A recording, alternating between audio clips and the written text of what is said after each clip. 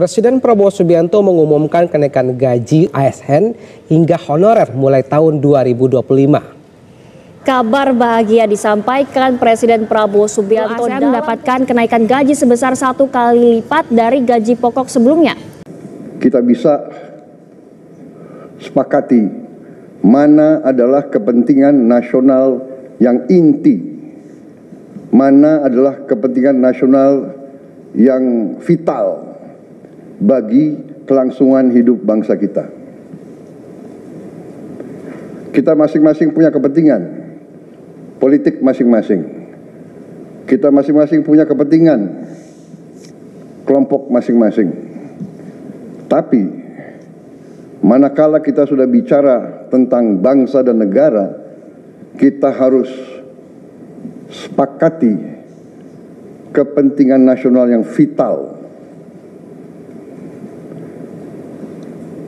Saya meyakini bahwa kepentingan nasional vital kita tentunya harus kita sepakati adalah kemerdekaan dan keutuhan NKRI, keutuhan Negara Kesatuan Republik Indonesia. Dan untuk menjamin keutuhan dan kelangsungan hidup Negara Kesatuan Republik Indonesia, kita harus dengan handal, dengan cerdik, dengan pandai bisa menjaga dan mengelola kekayaan bangsa kita. Hanya apabila kita bisa menjaga dan mengelola dengan baik semua kekayaan kita, hanya dengan demikian kita bisa memberi pelayanan kepada rakyat kita. Kita bisa memberi kebutuhan hidup rakyat kita. Kita bisa membayar segala keperluan suatu negara modern. Dan diantaranya tentunya adalah menjamin kedaulatan bangsa. Saya ingatkan saudara-saudara sekalian, jangan sampai kita lupa dengan Undang-Undang Dasar kita sendiri, Undang-Undang Dasar 1945, yang jelas dalam pembukaannya tertera tujuan-tujuan nasional kita, di mana tujuan-tujuan nasional kita sangat jelas oleh pendiri-pendiri bangsa kita. Tujuan pertamanya adalah melindungi segenap bangsa Indonesia dan seluruh tumpah darah Indonesia. Ini tujuan nasional yang pertama untuk kita survive. Karena itu kita perlu memikirkan apakah kita sudah cocok atau tidak investasi kita kepada pertahanan bangsa Indonesia. Kedua, tentunya memajukan kesejahteraan umum. Saya katakan berkali-kali bahwa negara yang merdeka, rakyatnya harus merasakan kemerdekaan.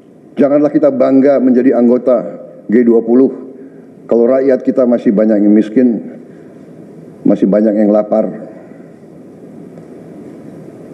Mencerdaskan kehidupan bangsa mutlak. Pendidikan bagi kita adalah prioritas yang sangat tinggi. Saya kira ini terlihat komitmen kita kepada pendidikan. Kalau tidak salah, alokasi kita dalam anggaran 2025 untuk pendidikan salah satu tertinggi, Pak. Mungkin selama sejarah kita, Pak. Untuk pertama kali kita sudah 25%, Pak. Bu ya. 20. Pak.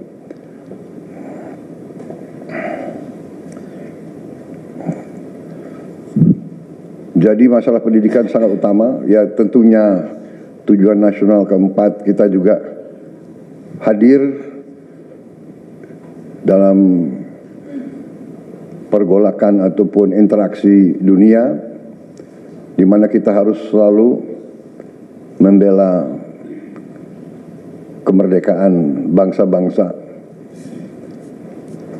Dan karena itu, mau tidak mau Indonesia harus kuat.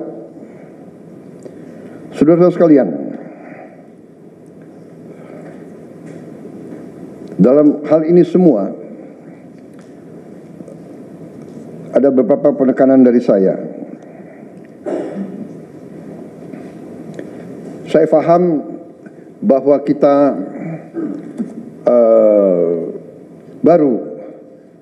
baru dilantik, saya saja baru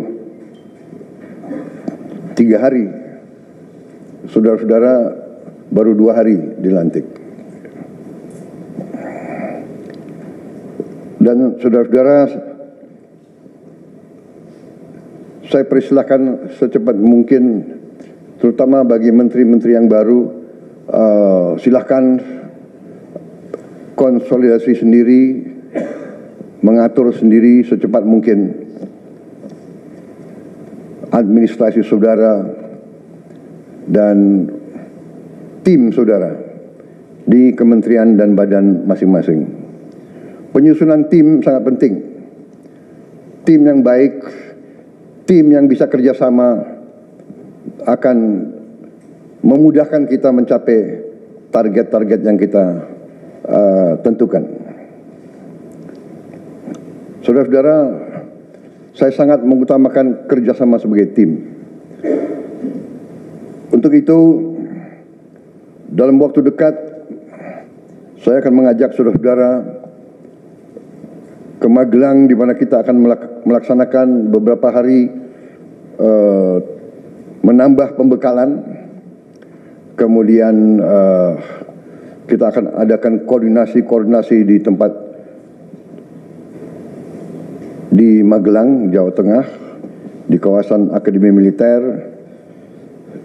Hal itu saya nilai bahwa akan membawa banyak manfaat, karena sesungguhnya lahirnya Republik kita memang proklamasi di Jakarta, tetapi ujian proklamasi berada di daerah-daerah di mana pejuang-pejuang kita melaksanakan perebutan kemerdekaan secara fisik.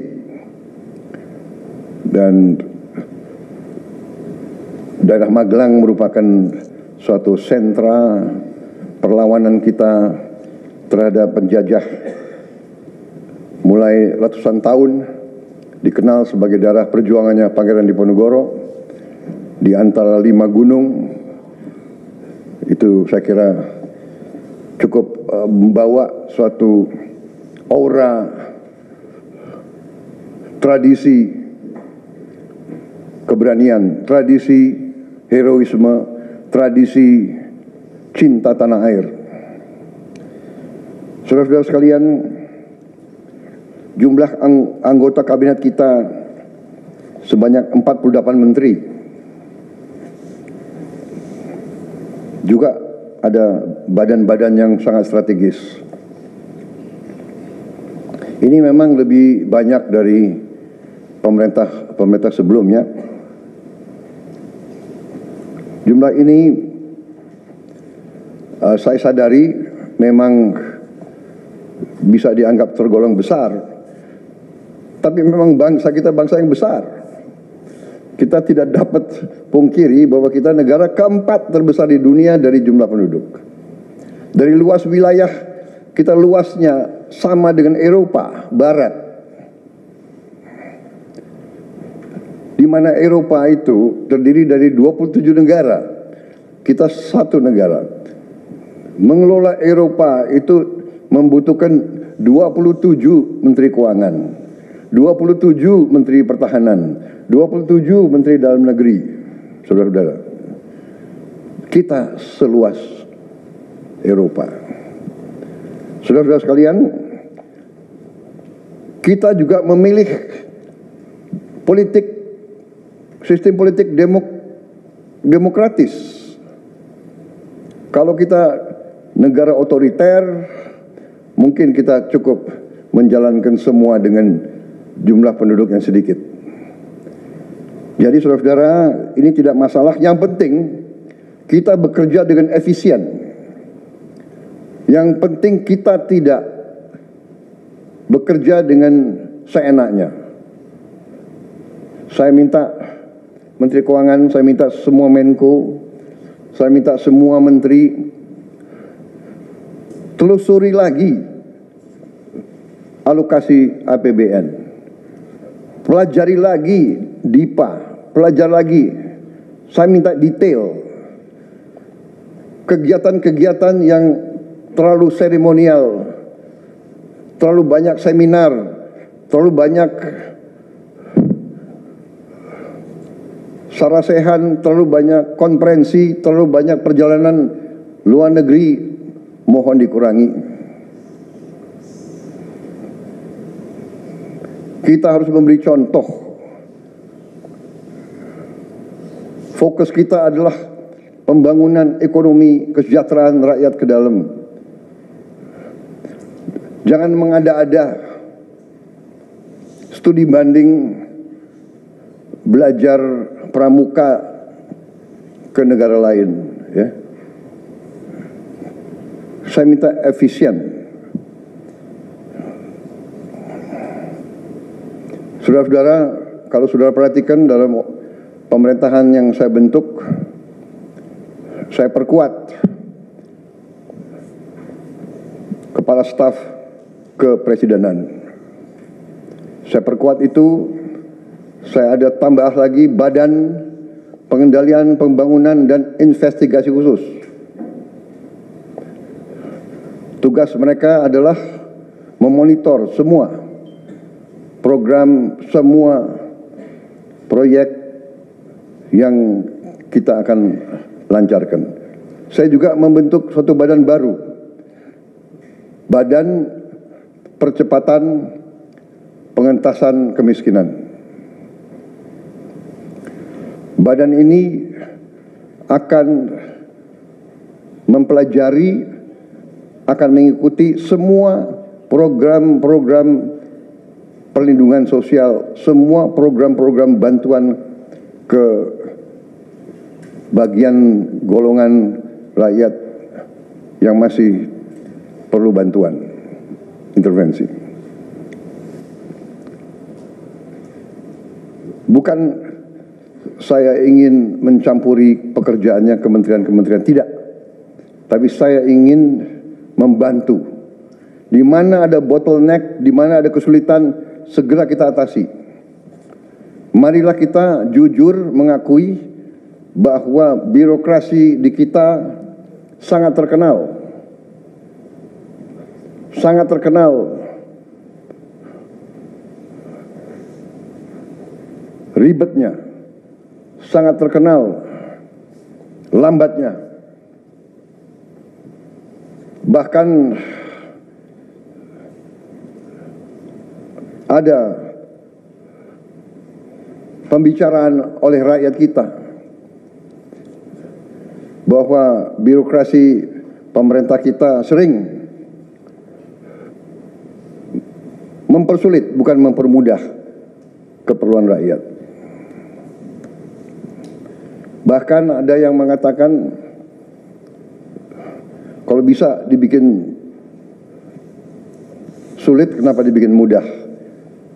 Ya, ini saya minta menteri-menteri sekarang, mari kita lebih berani, mari kita lebih tidak ragu-ragu untuk memberi pelayanan yang terbaik kepada rakyat kita. Jangan ragu-ragu kalau saudara tidak puas dengan pejabat-pejabat di bawah Anda, laporkan, segera kita ganti. Begitu banyak orang yang mau mengabdi. Tidak ada orang di sini yang kebal, yang tidak patuh, tidak bekerja keras untuk bangsa dan negara dan rakyat. Saudara saya beri wewenang, copot segera. Suruh tinggal di rumah aja, daripada bikin susah kita.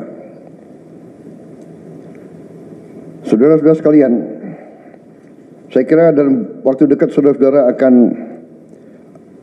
segera menyiapkan program kerja saudara masing-masing. Saya beri kesempatan segera, dan sewaktu-waktu terus saya akan panggil koordinasi. Tadi pagi sebelum sidang kabinet saya sudah koordinasi sama beberapa menteri, dengan Jaksa Agung, dengan BPKP, dan besok pun kita akan lanjutkan.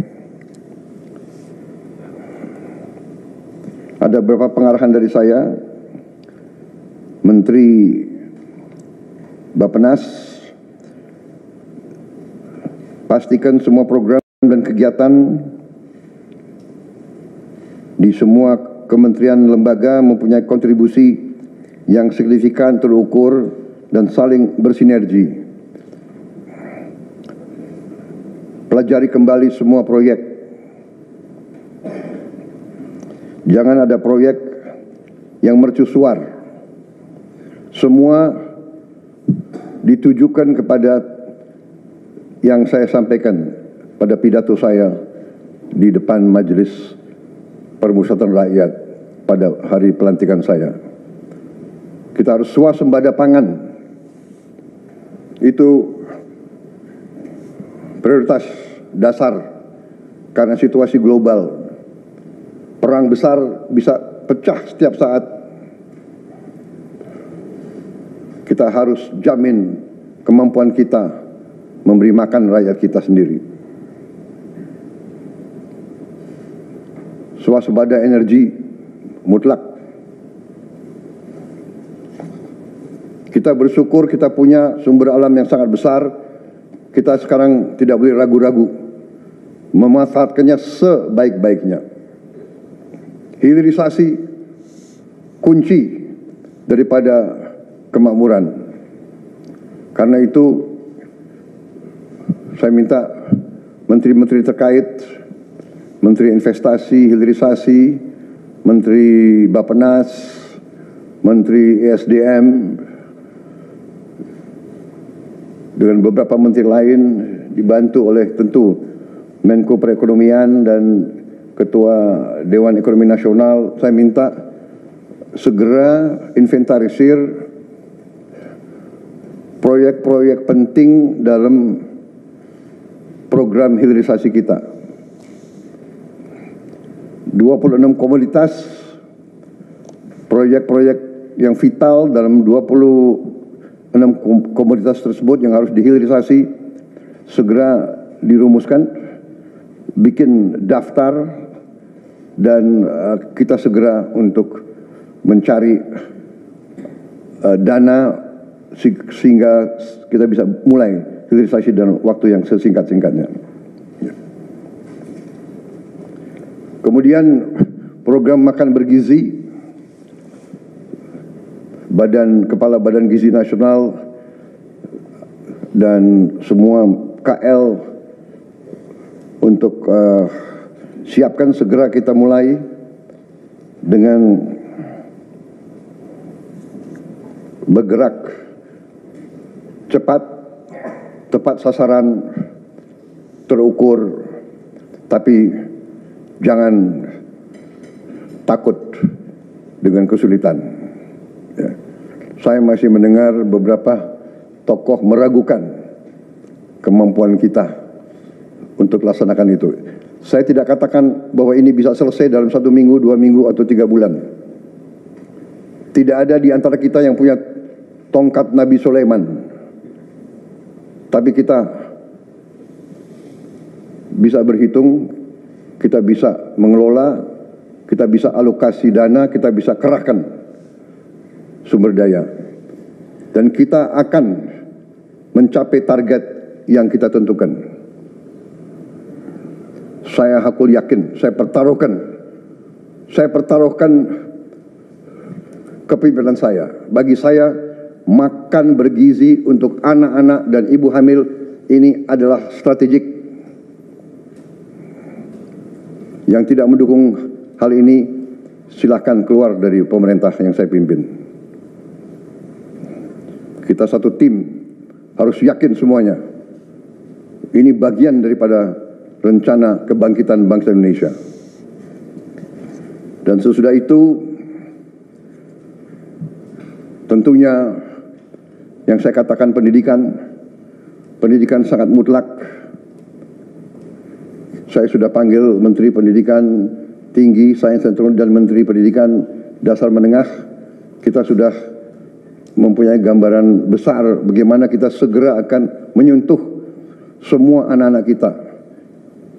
Kita akan gunakan teknologi untuk mempercepat membawa pendidikan kepada anak-anak kita.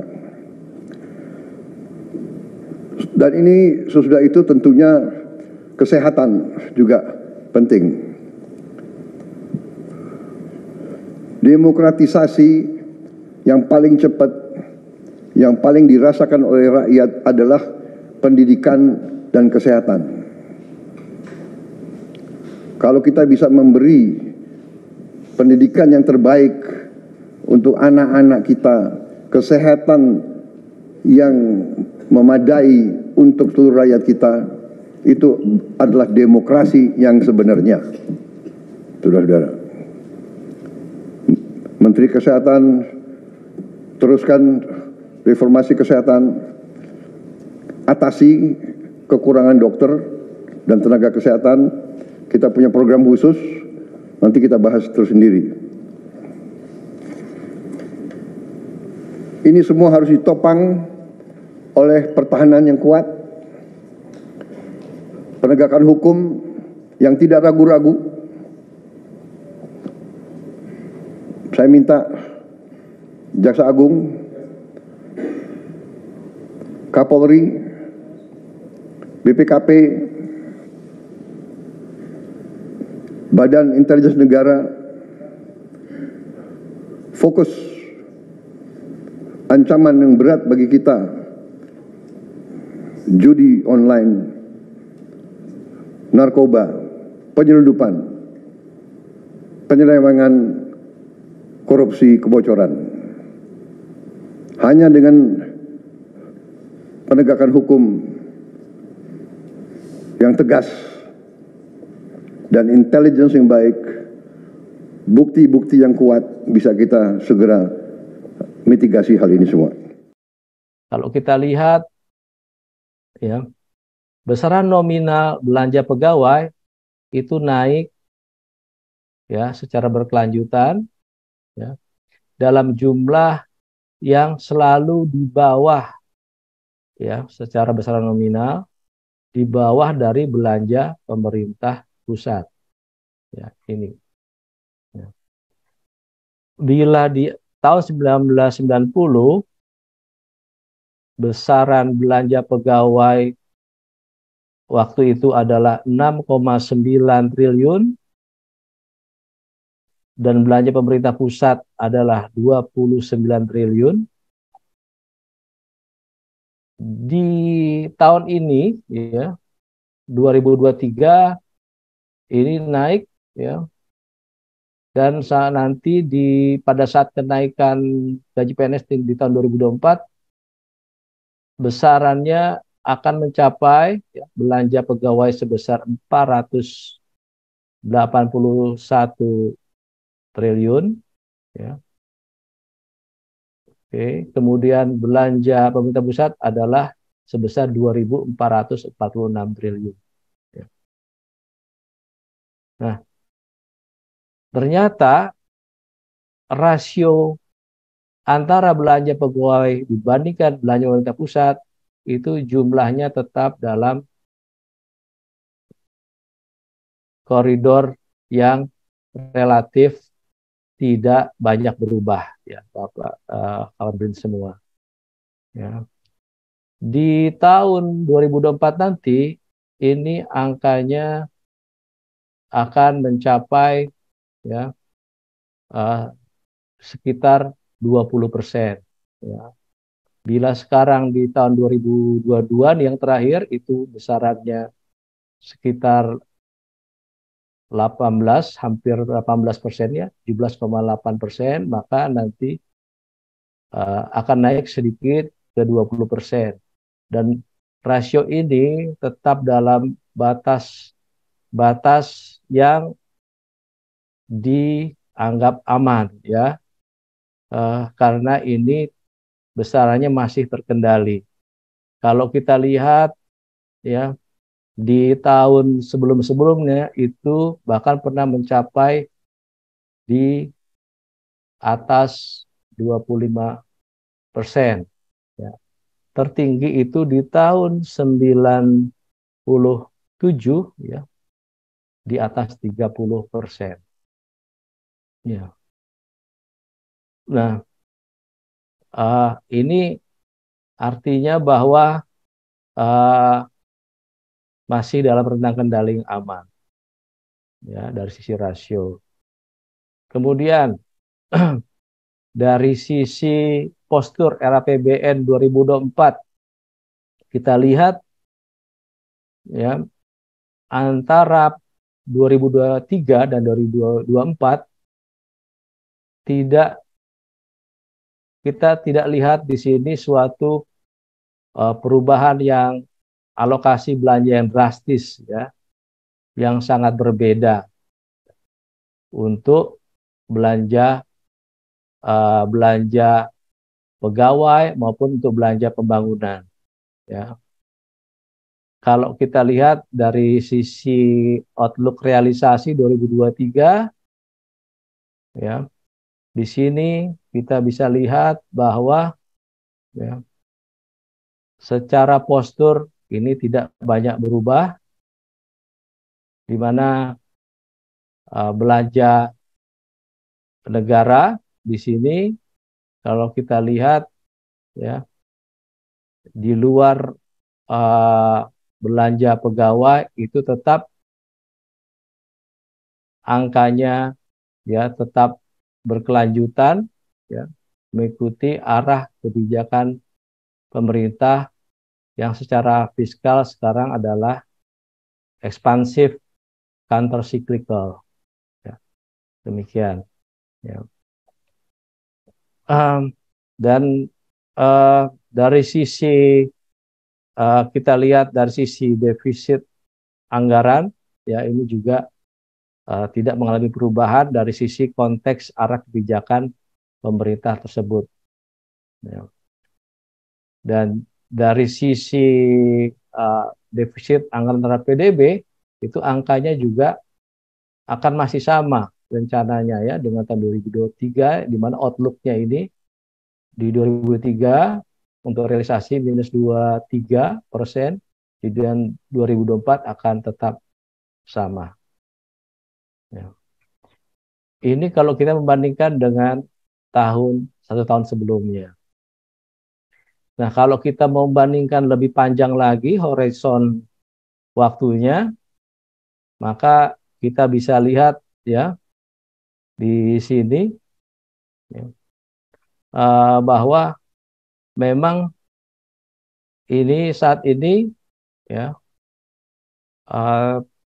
dalam konteks kebijakan pemerintah yang ekspansif dan countercyclical, ini memang tidak mengalami perubahan yang berarti dibandingkan di tahun-tahun sebelumnya sejak era pandemi COVID ya. Kita bisa lihat di sini ya. Dari sisi belanja negara kita tetap berupaya ekspansif, counter cyclical ya. Di sini besarannya terus naik ya. Di sini ya. Sama nanti hingga tahun 2024 ya. Jadi kita bisa lihat bahwa kenaikan belanja pegawai itu tidak mempengaruhi postur dan RAPBN dan arah kebijakan pemerintah. Ya. Itu demikian.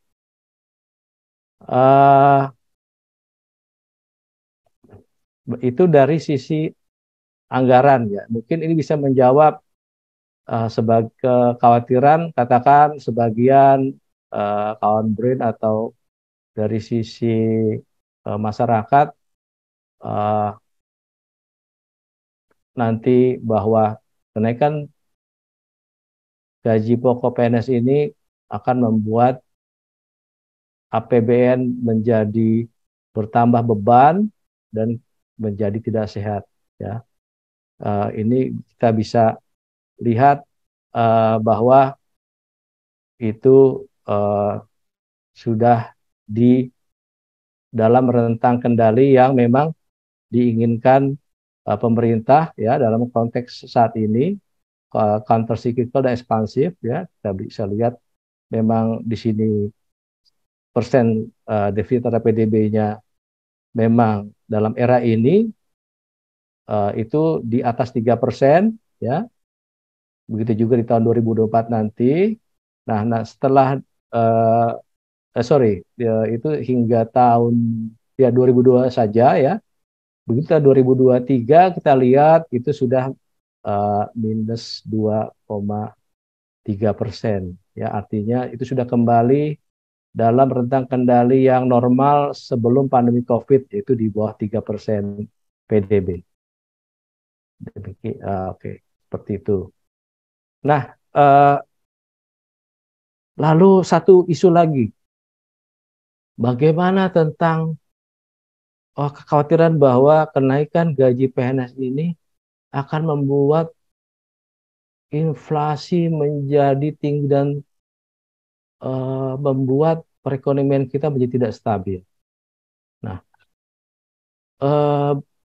kawan brain semua, dari hasil pengamatan para ekonom ya tentang fenomena inflasi di Indonesia dan juga fenomena adanya suatu katakan lonjakan pendapatan ya kaitannya dengan pertumbuhan dan inflasi ini ada beberapa hal yang bisa kita gali dan kita pahami bersama. Dalam memahami fenomena inflasi akibat lonjakan pendapatan, ya, saya tidak bilang mungkin ini ya lonjakan pendapatan yang besar tidak, tapi adanya kenaikan pendapatan ya PNS itu dipengaruhi oleh beberapa hal. Ya. Yang pertama adalah dari sisi perilaku konsumen. Ya. Bagaimana peningkatan melihat bahwa perilaku konsumen terkait peningkatan pendapatan tersebut. Apakah konsumen langsung merealisasikannya menjadi permintaan, ya, dan juga seberapa besar. Ya.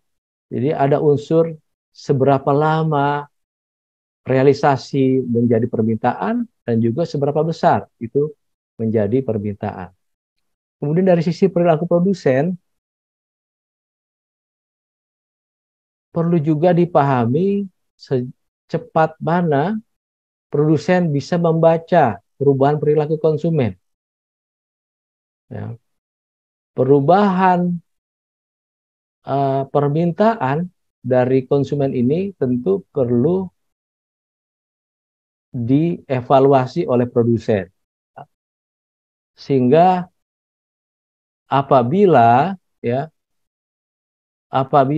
evaluasi tersebut dilakukan secara cepat, maka bisa kemudian diimplementasikan menjadi peningkatan produksi. Ya. Bila lambat, maka hal ini juga berdampak terhadap kaitannya terhadap akselerasi pertumbuhan dan inflasi akibat peningkatan pendapatan tersebut. Kemudian hal ketiga yang perlu dipahami juga adalah fenomena inflasi di Indonesia itu adalah fenomena kelangkaan. Ya, fenomena kelangkaan atau fenomena terkait supply barang dan jasa. Jadi sejauh barang dan jasa tersebut tersedia ya, untuk memenuhi permintaan ya, akibat kenaikan pendapatan, maka itu dampaknya akan sangat kecil terhadap inflasi. Hal ketiga, tadi sebagian sudah kita lihat dalam grafik ya, rasio belanja pegawai terhadap belanja pemerintah, angkanya itu relatif kecil ya, karena kita lihat bahwa angka rasio saat ini itu ada di bawah 20%.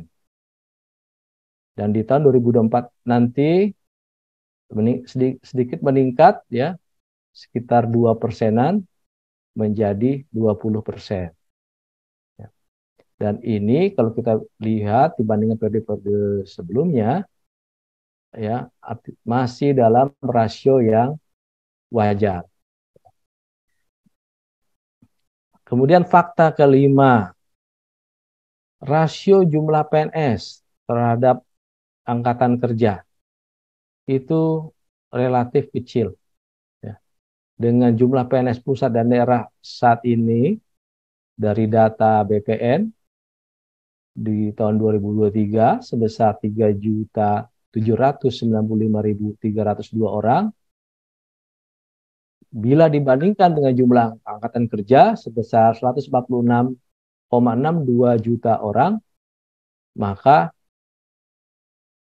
kita bisa memperoleh nilai rasio sebesar 2,6%.